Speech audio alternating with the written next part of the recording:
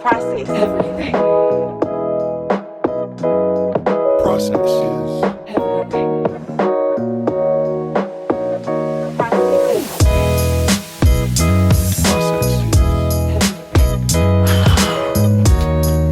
Everything. is process everything.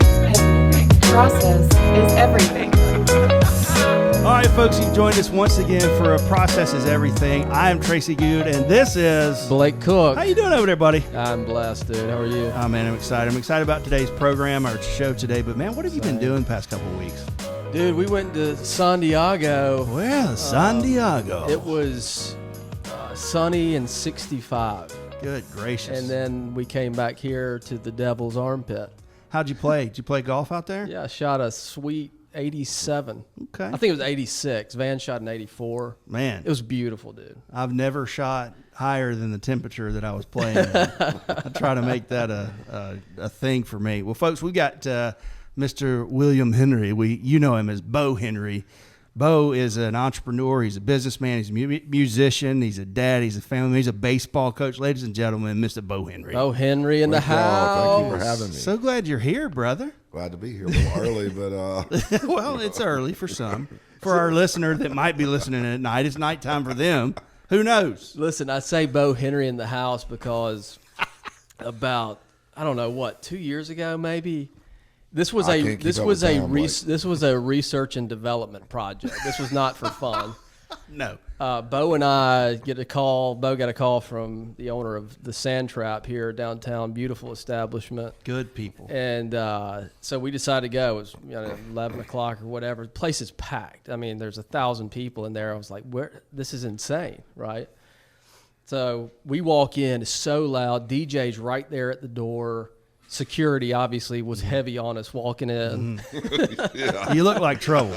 So we walk in, it's so loud, music is booming, and everything stops. And the DJ goes, "Everybody, Beau Henry in the house!" He's a legend. And that started the night. Oh, Yeah. my gosh. I think we got home at, 11:15? 12 hours The is next nothing. morning. That's right.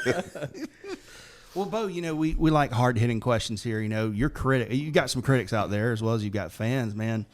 But people are saying out there that you couldn't hit a quail bird if it was on a low-hanging limb with a 12 gauge from 6 foot away. Is that true? And would you like to answer those rumors today? It is. It is true. I'm a conservationist. Yes. I'm a conservationist, and I like the chase, not the kill, Tracy. I understand. Yeah, That's I like a good the hunt. Yeah. I like that. What are you doing with hunting? I mean, I know you're a big part of the Quail. Is it Quail Forever? What is Quail Forever? Why are you a big part of that? I know that's the thing that you do every year. It's a national organization kind of that comes off of Pheasants Forever, and it's just it's an organization that does work in conservation and works with getting kids out to hunt. No child left indoors acts, and works to save a little bird that a lot of people like to follow around, and it's a good organization for lots of reasons, I think, with education, letting people know, getting people interested, started, raising funds to go to get conservation bills through to help protect the land. That there's not a lot of places that this bird still exists. Well, it exists, but just not what it used to be, and they're trying to build back up the population of it. So it's a good organization. Is it possible? That's one of my favorite hunts is quail. I know it is yours too, and you're a big duck hunter too. But is it possible to actually get the wild quail back? I mean, I know in a lot of areas they are. I mean, but is that possible to actually bring wild quail back in a big way to southwest Georgia with all the predators and everything else that's here? Well, all the studies that Tall Timbers and Albany Quail Project and Clay Sisson and his crew and all those guys, they've done lots of studies. They've done lots of work. It's already back better than it was, I think, several years back, and especially 15, 20 years back. And, of course, before that, 50 years ago, it was really thriving. But a lot of people have put a lot of time and energy and work in there, and I think of course your big tracts of land where they really continuous land that is all managed for quail. That's where the return was first, and it came back. And those guys worked really hard and spent lots of time, energy, and money on doing that. And now I think that's kind of ventured into a little bit of the smaller landowners and smaller areas of land, and people are seeing more and more wild quail from what I'm hearing. I think we are on our places, and we're all hopeful that all those practices that they've been doing for years is paying off for everybody a little bit. And I think more and more people too are joining in on those practices in the small tracts of land. And people now, for instance, with one of our places, we have 4 neighbors, or 5 neighbors actually, I think, and each one of us have smaller places, not like a huge plantation by any means, but we all have smaller tracts of land in the 300 to 600, 700 acre tracts of all of us, and each one of us now we're all doing that. So now it does make a little bit bigger of a footprint there for the practices going on that help them survive. So That's awesome, dude. That's awesome. Changing gears a little bit. You obviously you're a businessman, you're a musician. When did that for you, when you said, all right, this guitar can actually, I'm having fun, I love it, I'm entertaining people, but this could be my living. Talk to me about the music business and how it hit you and when it hit you. when I flunked out of college, man, I had to do something. That's awesome. Perfect. No, and tell us that story and what, man, the music industry it's changing so much. But first, I want to know how it started for you, like when you got in there and said, I'm going to make my living this way. Make my living, I guess the music bug hit me about, I don't remember ever not loving music. I mean, before I could even play a guitar, I was holding one acting like I was playing. And then piano started, and I kind of threw that aside. And I've told a lot of people, I don't know, I hadn't told a lot of people. I did tell this man's 80th birthday party, but kind of what really got me going with guitar is I was 10 years old, and I was living in back where I grew up, and my next door neighbor found out I liked guitar. And my dad had an old Harmony Sears and Roebuck guitar he had ordered out of the catalog. Well, my neighbor had a guitar that was probably a little bit better than that, and I'm over there banging on the guitar all the time. And so he's like, he brings me over this stack of books, and all guitar books, chord books, Mel Bay chord books, all this stuff. Back then there wasn't the internet. Remember Mel Bay? Yeah, no YouTube to figure out how to play this song or that song, or no, you can't pull up the words and chords. It's learn and listen, And so I'll start at the top. I'm like supposed to be doing my homework, but I'm back there like practicing guitar. Awesome. And it took me a while to go through those books. So by the time I was maybe 11, I can't remember, a year later, I've gotten through about halfway of the books. Mm-hmm. So finally I flipped to the next book, and I looked down in front of me, and there's a Playboy magazine. In the stack of books. In the stack of books. That's how he learned to play the G string. He had been hiding it from his wife next door. And forgot and gave it to the 11-year-old. Gave it to me. So I go through and I open up this book, and I'm like, wow, this is I love music. And I said, I'm going to learn to play guitar right now. This is unbelievable. Oh, my goodness. He always equates music. I love this. And so, I mean, it kind of gave me some guidance, hope. Yeah, hope, guidance. Gave me it put a little fire under me, But that's really true. And I played for that man's 80th birthday party of 2 or 3 years back, and about the third or fourth to the last song, I enlightened everybody on that story at his 80th I birthday. bet he loved that. So did his wife. Oh, yeah. His kids, his grandkids. That's right. So But I did. That was it. And then I played in a band in high school. We had a little band. Then I went to college one year and played music every night and didn't ever go to class, And I'm like, came home and my dad's like,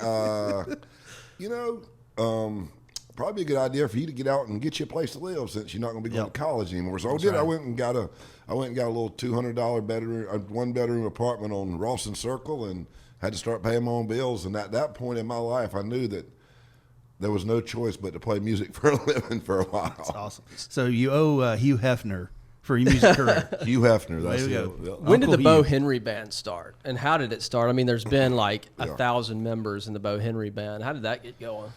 I came home from college in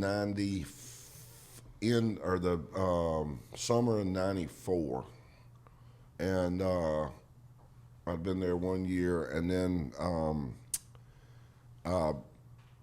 went out, moved out, got a place, and '94, '95, I kind of played more acoustic, a bunch of acoustic gigs, me and another guy, then me by myself, and then I jammed with a bunch of. We'd have a little. I'd have a few of us would be getting a band together, and it just kind of wasn't. Nothing was sticking, and then '96, around the first of the year '96, we got together, and I think it was funny enough that I believe it was Nate Dallas's sister, Copper. They called and wanted me. I'd been playing at the Power Line and a bunch of places, acoustic. And they're like, "Do you have a band? Can you play for our high school senior party or something?" And I was like, "Yeah, I got a band. Yeah, sure I can." It's the Beau Henry Band. So I went, and me and 2 guys from Blakely and a few guys from here, we got together, got this band going, started practicing then, and had it. We were getting ready and getting close, and then 2 guys that were my age that I'd grown up with. They were going to Andrew College in Cuthbert, and they were going back to Blakely one night, and we were like maybe 3 to 4 weeks out from this first gig, and a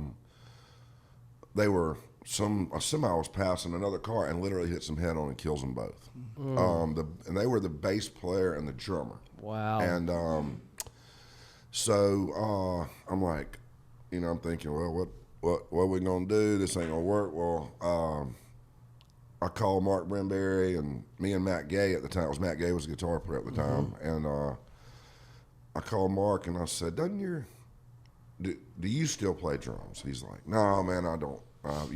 Mess around." He said, "But my uncle does, and he's not playing with nobody right now." So I said, "Well, you think he can fill in on a gig for me coming up?" And he's like, "Oh yeah, I'm sure he can. Let me ride down to Baker County and leave a note on his door.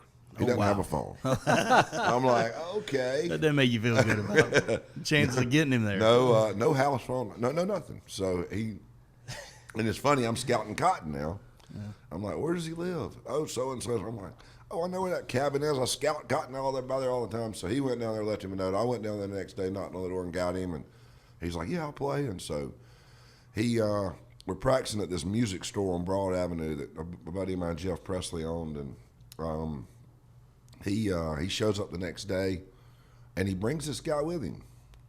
This guy's just sitting over there on the side, his buddy or whatever, and we start practicing. Of course, we lost our bass player and our drummer, and so it's me, Matt, and Randy, no bass player.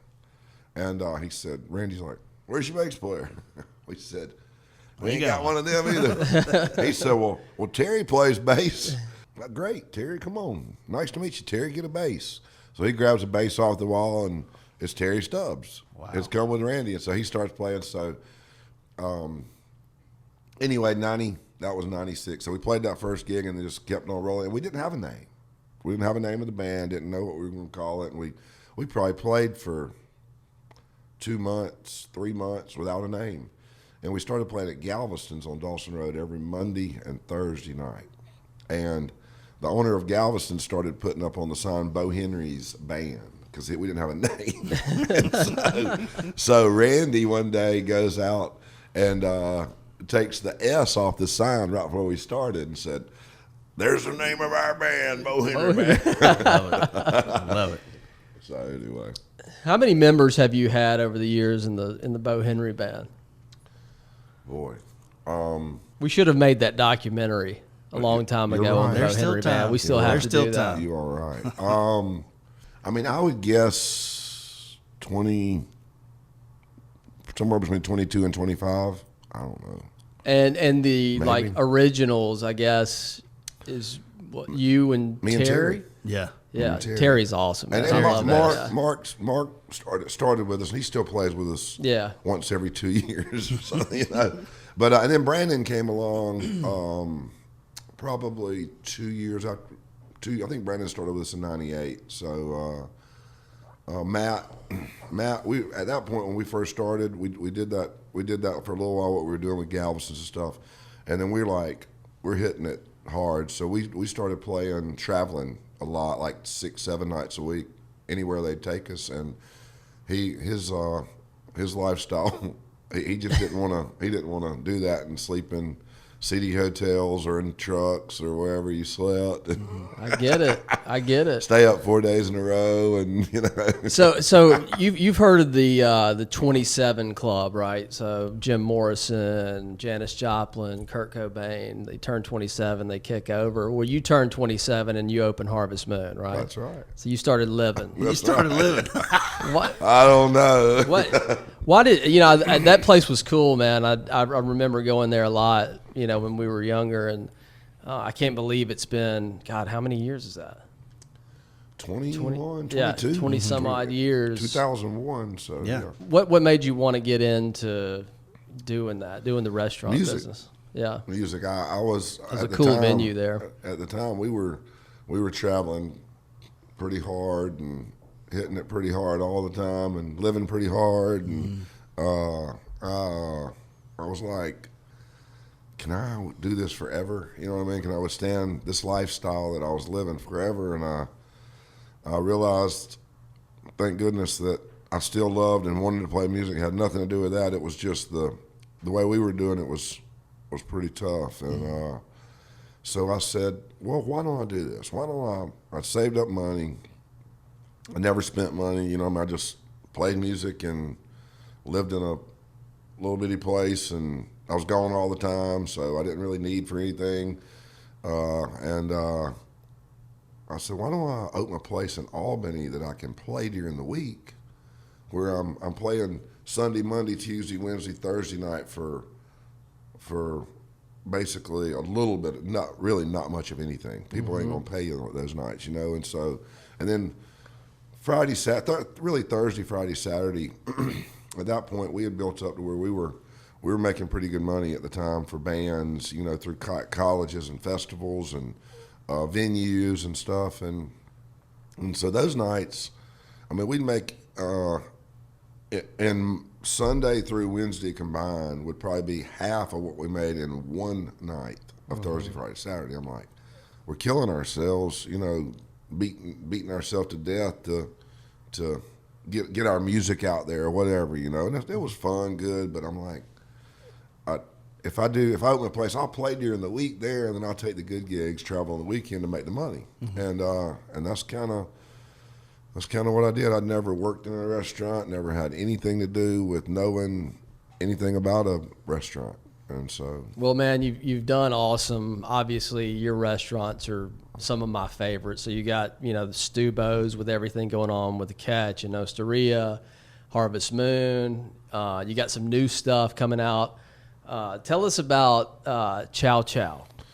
And a lot of people don't know about Chow Chow, right? Right. You obviously have the Mexican restaurant that's coming soon as Right. well, but I think Chow Chow is pretty cool and innovative, what y'all have going on. well, a little over a year ago, when we were opening Osteria, Stuart and I were, of course, we had Laura who was helping us and consulting with us, and Laura had great recipes, but she had never really cooked in a restaurant. She said, let me I have a guy that I know, let me bring him down to help us with the restaurant and the recipes and the execution of these recipes on a large scale.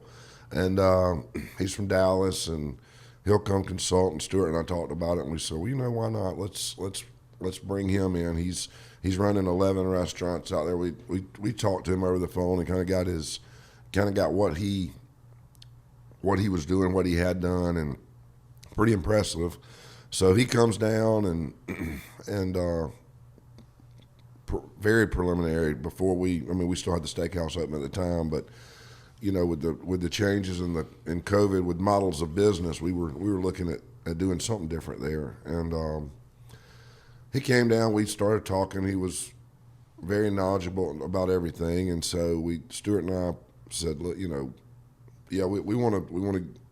He worked with us, and we said, we want to get you back when we open the restaurant. We want you for 3 weeks when we open the restaurant, so you'll be here to help us with that part of it. So he comes back, and by the way, he was kind of making our dough for us for Osteria. He had the dough recipe for us. He told us a little bit about some stuff he had done with dough before, and what he was doing out there, and had a little dough business. He was trying to make dough, and anyway, the more we talked, we said, we want you to move here with us to help us with our restaurant. We're also interested in what you're doing with the dough, and if you come here, we'll try to work with you on this and see if we can partner up somehow to carry this dream that you have through, and we might want to add some other some things to this business.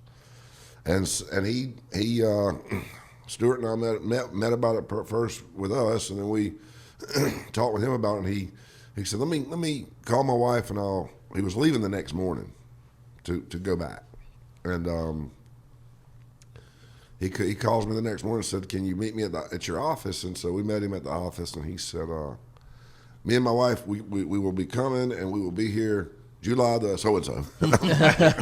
All right. Okay. Well, we got to find you a house. We got to get, so anyway, he came ahead of his wife and kids, and he's got a great family, and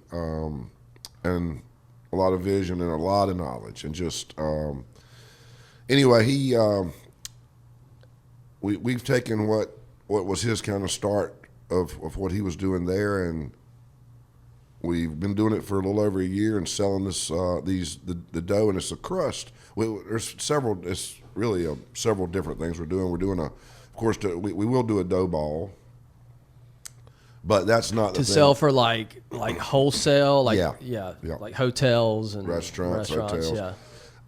Be put out by distributors, and also we're looking at doing it maybe eventually in stores also, because lots of people like to make their own pizza at home now. Wow, that's cool.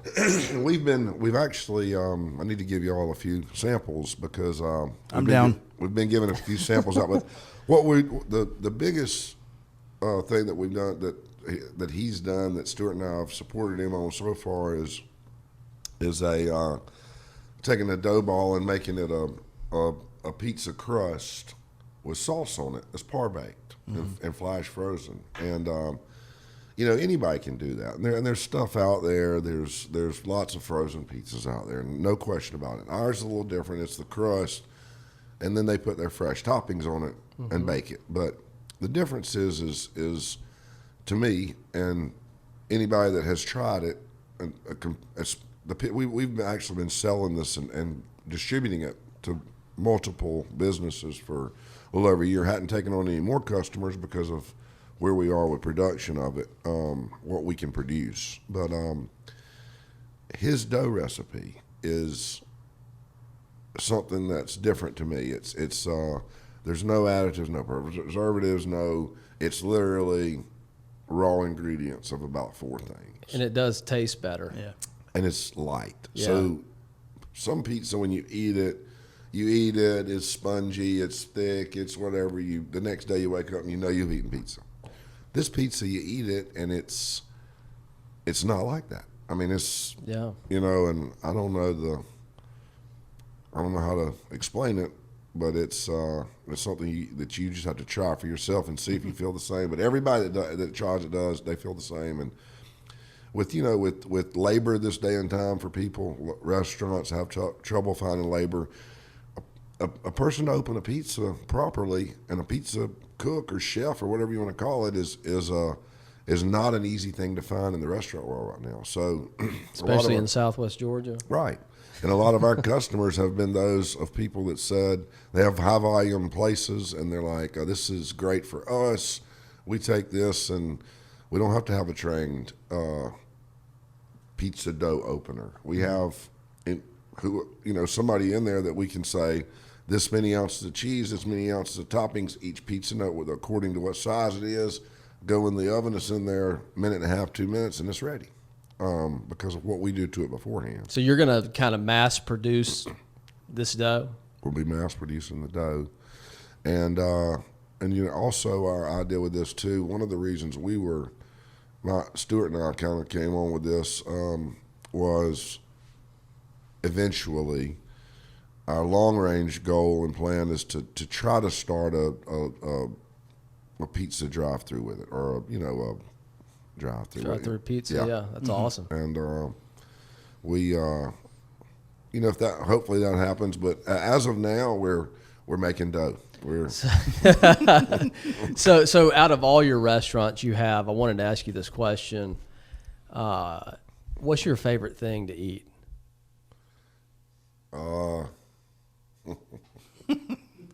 Rojos, man.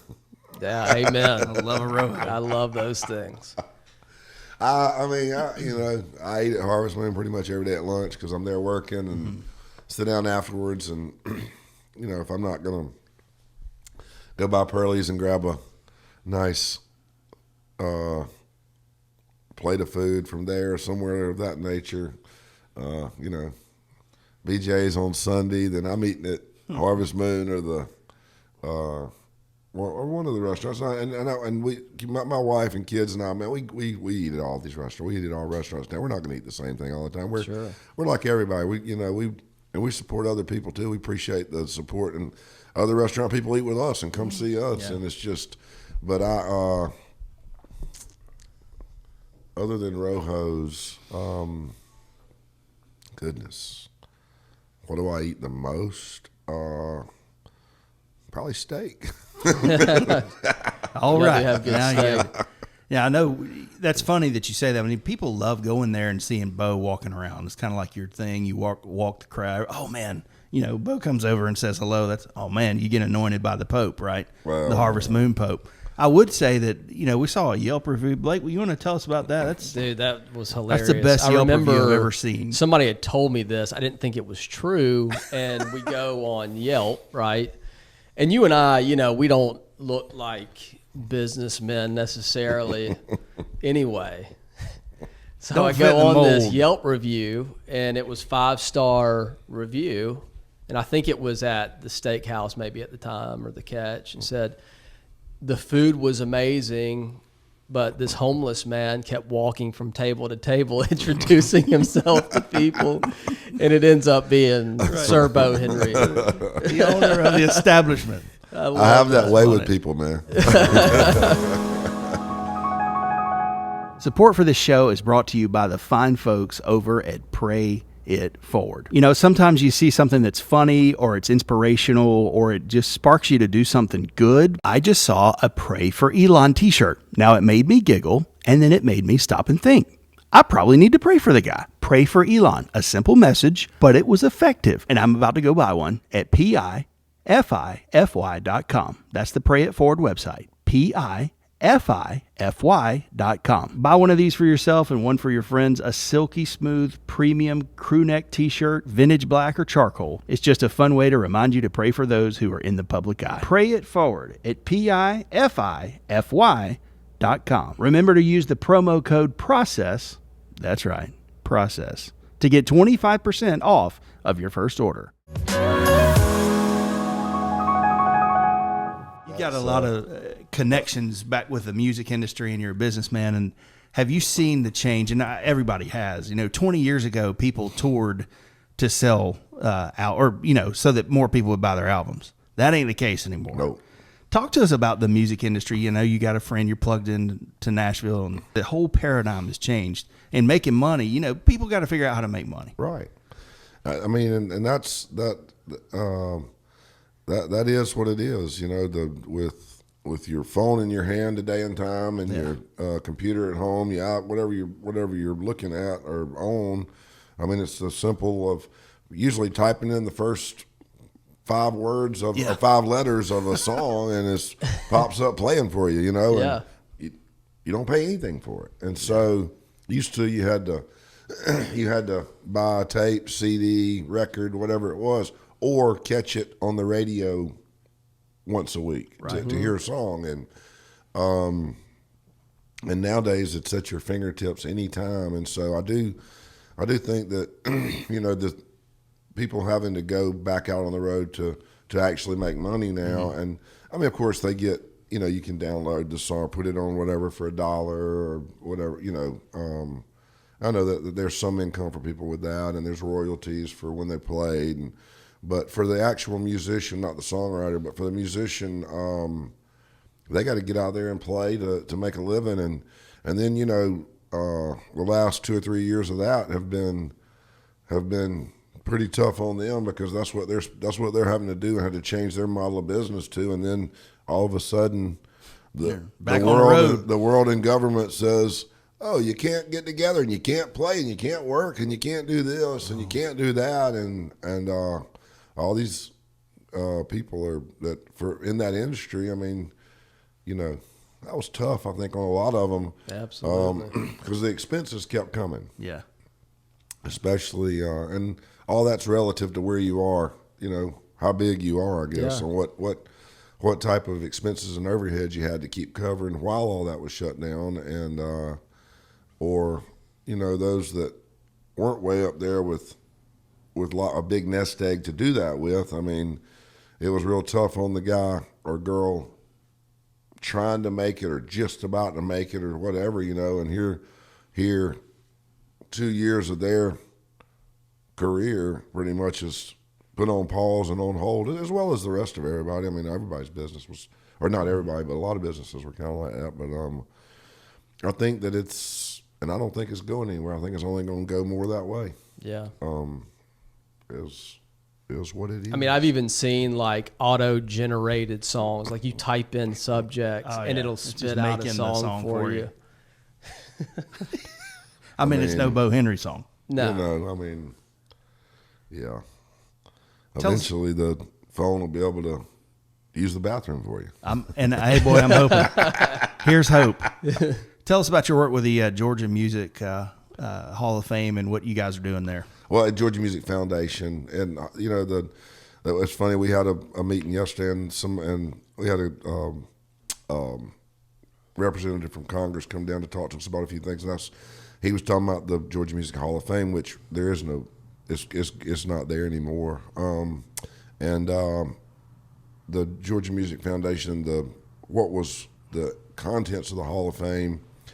The Georgia Music Foundation, 10 years ago, after it closed down, most of the items went back to the families, the states, whoever had given it. But the pieces that they had, that the foundation owned, the foundation basically donated all that to the University of Georgia, whatever, Library of History or whatever, where they keep up with stuff. But it's all housed there now. And lots of people have asked, is there ever going to be a display? Is there ever going to be this? And, I don't know. That was kind of before my time on the board. I think I came on in 13 or 14, somewhere around there. And all that had already transpired when I got there. The Hall of Fame was gone.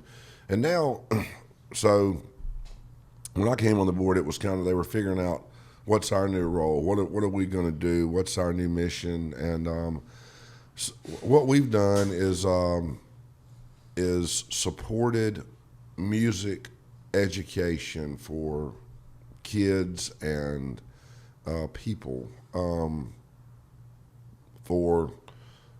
because we feel that music is much more than just sounds and words, but we look at music from our aspect. Everybody looks at it a different way, but from what we're trying to do is we're saying, hey, kind of like sports in a way, hey, get a kid involved with music at a young age. Who knows if they'll ever use it to actually play or sing, or if they'll ever even be musical, or if they'll ever have anything to do with it being part of their career or just their happiness of life down the road. Because lots of people, everybody uses music for a different thing. It's, do I play guitar in my house by myself, or do I go play for 10,000 people out here, or do I just simply ride down the road and turn on the radio and listen to it? I mean, everybody gets something different out of music and any art. But our thoughts is the more people who you expose to it, the more kids who are part of it and understand that you have to practice to get good. It's like we look at it as work-based learning, therapy, soft skills to what you have to do the rest of your life to make it as a person too. And kind of like sports, you learn that the referee makes the call. That he's the government. Or the rules of the government, the rules of the game of the government. The referee's the person enforcing that, and your coach is your boss, and you learn to be on time and to work hard and do what he asks and have a good attitude. And you learn how to win, you learn how to lose, and same with music. You learn that learning how to change chords on a guitar or a scale or whatever it is, you don't just pick it up and play it. It takes time. It takes concentration. It takes work. Yeah, it takes critical thinking. Yeah, critical thinking, right. It's so sad, really, that music is like the first thing that gets cut now in the school system. I think that's so good what y'all are doing with Georgia music. That's the same thing the government, the guy from the House said yesterday. He said, the first program cut at a school is music. That's what it is. It's not, and we go and we raise money, and then we give grants to people $5,000 or less increments, so that the money can be spread around. And actually, we've done two things in Albany for the Boys and Girls Club in the summertime. 2 years we have brought in people, and we put them up in our hotel. Music Foundation sponsored the event, and they went out. I think it was a group of 6, 7 music teachers, but we do music, we do like dance, like these people that one of the guys that came, he like choreographed the dances for J-Lo and some of these other people. But they went out to the Boys and Girls Club, guitar, drums, other stuff, and took a week with these kids and taught them music, but also taught them. We looked at it as kind of manners through music. Take turns, share, get in line. Hand it off nicely. Don't. It doesn't matter if you're the first one to play it. Everybody's going to get a turn. Little things like that with small children in a different way, other than somebody just saying, because I said so, or stand in line, or math, and all those things are so important. Yes, with education, any subject is, but if you can take something that they can relate to and help them or teach them, and they get anything out of it, is a step in the right direction. Heck yeah. for kids and their growing up process. And so that's especially with kids sitting here all day, either on cell phones or video games. Right. It's definitely a more creative outlet. right. God, just thinking back, even with us and, Tracy, just growing up with music, Right. Having Georgia Music Foundation is going to be massive, I think, in keeping that stuff here and keeping our kids grounded. Right. So And cool. it's all in Georgia, and we've really tried to distribute it. We try to pick these grant recipients to where it's well-rounded over the state of Georgia. You know what I mean? It's every corner of the state is these people who are applying. You have to apply, of course, but we try to spread it out all over the state. And then what we've done too is at our events that we've had, where we raise our money each year, we bring at least one group of kids in that we have supported through grants of what they're doing and learning music, and we bring them in to perform. Oh, cool. And it is the Otis Redding School of Music, the James Brown School of Music. These kids that are they're going here, and those places are taking in kids and teaching kids music, and one was a group out of up in the mountains somewhere, I can't remember, in the North Georgia mountains, that did kind of a mountain music, or their traditional music from up there, that they were teaching kids so that didn't get lost. And those kids came up there and played at the Ryman Auditorium. Yeah, we were there. And, I mean, unbelievable, the talent that they had. And they already had the program going. We just helped support it. And that's and over the years I've been there, we've given out hundreds of thousands of dollars in grants. I can't remember. I wish I knew that if my right hand, Miss Lisa Love, the director of it, was here. Shout out Lisa. Yes, sir. Yeah. Great She, lady. Yeah, she works hard for this stuff. She believes in it, and she keeps us on path to doing stuff like that. Let me tell you, one of y'all's recipients at the foundation that year, it was the year that Old Town Road with that thing. That was the Otis It Redding. was popular. Otis I know. Redding group. Blake and yeah. I were sitting in the Ryman Auditorium watching those guys, and they all showed up, and it was right. It was a great moment, right? Because they're on the Ryman Auditorium Theater stage. I mean, that's unbelievable, right? That's church, brother. I'm telling you what. I looked at Blake and I said, "They're going to do Old Town Road," and they blew the doors off the back. Never thought I would tear up to Old Town I'm Road. telling you, those kids were having a blast, and they'll remember that for the rest of their lives. That is such a great thing. It was. We were in our meeting yesterday, our annual meeting in Macon. We were talking about that moment. That's what one of the things we were talking about was. Yeah. That's why we do that. That's why we man. try. And listen, all we do is try to be there to support Lisa, and then all these people who support this. I mean, the sponsors, the people who give. It's they believe in it. We believe in it, and it shows results. Absolutely. And that's what it's all about. The money is going to that. That's what it's going to. And we've been supported by the state. We've been supported by lots and lots of private individuals, businesses, musicians, lots of people.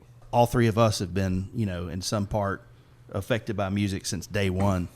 And it's great that you guys are continuing that. Have you got any guitars laying around your house? I've heard. Oh, just a few, man. Tell me about some of your, Tell me about some of this.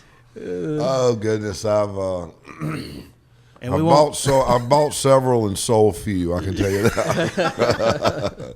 I did sell one guitar one time. It was a really nice guitar, and I still kind of even wince when I think about it. But it was a really cool SG, Gibson SG, and anyway, I bought this guitar, and I bought it because I liked it. But of course, it was, and I knew this buying it. I mean, but it was a left-handed guitar. I'm right-handed, so Right. I don't You're like play Paul guitar. McCartney. String Play it it upside upside down. Yeah, string it upside But down. now I bought man. it just because I was like, I'm gonna buy this guitar. But anyway, I did end up selling it to a left-handed guitar player. By the way. Left-handed guitars, left-handed cigarettes. I get it. Who are some of the pioneers? I mean, this could be business, education, life. It doesn't matter. Music, whatever. Who are some of the pioneers that you look back and say, these people influenced my life, and that you kind of emulate? Well, one right off the bat I can think about is Tommy Good. You know this guy named Tommy Nope, Good? never heard of him. I love Tommy Good. Gosh. That's not where I was going with this. But, yeah. Your dad, Oh, Tracy. yeah. I'll take a story. We What you got? travel many miles Don't tell together. any good stories. Oh my gosh! Yeah, not every good story is a good story. You know what I mean? No, really. Of course, my dad, mom, uncle, grandparents. I mean, my family for sure. And then people like Randy Brimberry, people like your dad, people like that, Terry Stubbs, all these people that were older than me in the music world. And really, that's what I'm talking about right now is people like that because different people did. I had different mentors for business, music, family. I mean, all the sports. I played a lot of sports, but in the music world, people like that really. I mean, of course, I had idols growing up of other musicians, but you just kind of you look at them and say, oh, look at what they're doing, but a lot of people like your Randys and your Tommys and your Terrys and your people like that, they were interested in what I was doing. And they took the time and energy to be there with me and go through these. And they had already been through a lot of the stuff. You know, they'd been through it for years. And I was, what was I, 20 years old maybe, and I'm playing with a bunch of guys 50. You know, and everybody's like, all my other friends that had bands, they're all got guys the same age, and they're all, which I did when I was growing up. And in high school, I played with all my buddies. And then, you know, got to college and played with some guys, too, over there that were all my same age. And the next thing you know, when we were, I would say, at our biggest moment in our band and doing it the most, it was two guys in their mid-50s, me at 21 and Brandon at 17. Or three guys, actually, in their mid-50s, because it was Ed, Terry, and Randy. Ed was keyboard, Ed Williams, Randy Bramby on drums, Terry on bass, and then me, and then Brandon. So it was, can you imagine? I mean, make you grow up quick. Yeah, and pulling up to a place and then being like, the band comes in and it's like, hold on, this has got to be dads and kids. You know, what is this? You know, like, one of those mountain bands. Yeah, exactly. Yeah. And but I'd say people like Randy, Terry, Tommy, Ed. And there were the thing about it too is, like I said, I had different role models for different things. Sure. That they might not have been the role model for my life, but they were the role model for my music. But I loved them and had so much fun with them and wouldn't have traded it for nothing in the world. A lot of prison involved. Oh my God! We won't tell those stories either. Oh Lord, it was. And I know my dad was kind of your bodyguard there for a little while. He was security detail. He was. Until he started falling asleep in the gig. He and Randy. In the gig. Tommy would wait until he'd wake up 2 beats before his riff came up, pop his saxophone, and go. He was that so was good, like though. that was like our keyboard. One of our keyboard players one times he had trouble. He had trouble like with the pills he took. You know, he didn't. He wasn't always sure how many he was supposed to take or what kind he was supposed to take. You know, it's like M&M's. Yeah, he had a problem. Tums. He'd be playing. He'd be kind of nodding off up there, and standing up like a horse would be sleeping standing up. You know, and one of our funnest things to do would be to. I'd ease over and cut the volume knob on his keyboard all the way down, and he's kind of nodding off, and then, well, me or Brandon, we'd say, "Take it, Ed," and he'd start banging on the keys, and there's nothing coming out, no sound. He's mad. I love it. Great. We entertained ourselves on the stage way more than we entertained anybody off the stage. And you still do. And you still do. And sometimes you might show up late, so that's where we coined the phrase, set up as part of the show. That's correct. I love that. Oh yeah, all the other the sound company we worked with for years and still work with, all these other bands, they get there like 2 hours ahead of time. Yeah, gigs at 8. We'll be there at 2. Oh God. You're cutting into your salary at that point. Gigs at 8, we're there at 7:40. You know, That's right. Throw the drums up there. We'll get a sound check while we're going. And you're sending somebody to the store for an extension cord. Well, we've enjoyed our time with you, but before we let you go, we play a game with every guest. It's called First Class or Bus Pass. We talking first class or just a bus pass? First class, let's give an example, Blake. Spaghetti dinner. Spaghetti dinner's first class. One of my favorites. You got to have spaghetti on Sunday night. I love it. So if you hated spaghetti, it'd be bus pass. Blake, you got a few things that are, tailor-made for you, maybe. So just 50,000 foot, go for it. First class, I like it. No.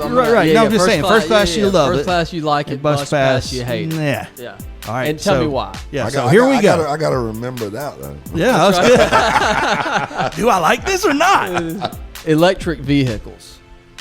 Bus pass. All right. And why? I want to be able to put gas in my car and go. I'm not against them, but But can you imagine sneaking up on a deer in a in a golf cart?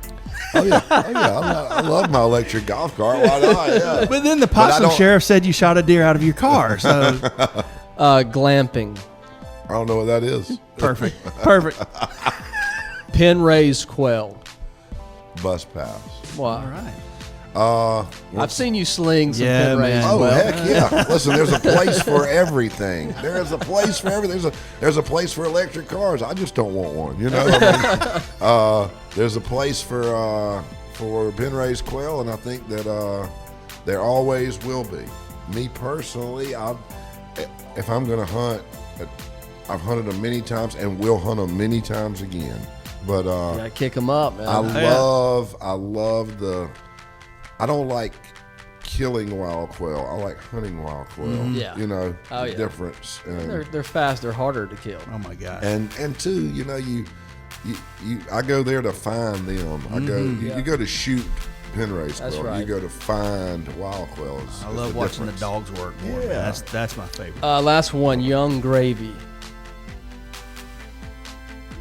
Once again, like glamping, buddy. You're gonna have to give me some. That's what we love about you, that you don't know what young Well, gravy I'll show is. you next time we're at the sand trap. How about that? I couldn't tell you what young. Bo, we love you, man. Love you, buddy. Thanks for coming today. We're gonna have you back on again. Absolutely. Appreciate your time, brother. Thank y'all. To find out more about Beau Henry and his restaurants, fabulous restaurants, if you're ever in the Albany area, you've got to try it out. Visit stewbos.com. All of their restaurants are there. It's Stewbos, STEWBOS.com. Also, for more information on the Georgia Music Foundation, visit their website at georgiamusicfoundation.org. That's georgiamusicfoundation.org. A lot of great people over there, a lot of great things happening for the state of Georgia and the arts. Today's show is brought to you in part by Concrete Enterprises. Visit the Concrete Enterprises family of businesses at cefamily.co. That's cefamily.co. Due Process. Standardize, onboard, and optimize. Click or call today. See how we can help take your business to the next level. DueProcessUSA.com. Process is Everything is a production of the Levy Studios. It's the right thing to do. Visit thelevystudios.com for more information. Subscribe to Process is Everything wherever you find your favorite podcast. Process is everything. Support for this show is brought to you by the fine folks over at Pray It Forward. You know, sometimes you see something that's funny or it's inspirational or it just sparks you to do something good. I just saw a Pray for Elon t-shirt. Now, it made me giggle and then it made me stop and think. I probably need to pray for the guy. Pray for Elon. A simple message, but it was effective. And I'm about to go buy one at PIFIFY.com. That's the Pray It Forward website. PIFIFY.com. Buy one of these for yourself and one for your friends. A silky smooth premium crew neck t-shirt, vintage black or charcoal. It's just a fun way to remind you to pray for those who are in the public eye. Pray It Forward at PIFIFY.com. Remember to use the promo code PROCESS. That's right, PROCESS, to get 25% off of your first order.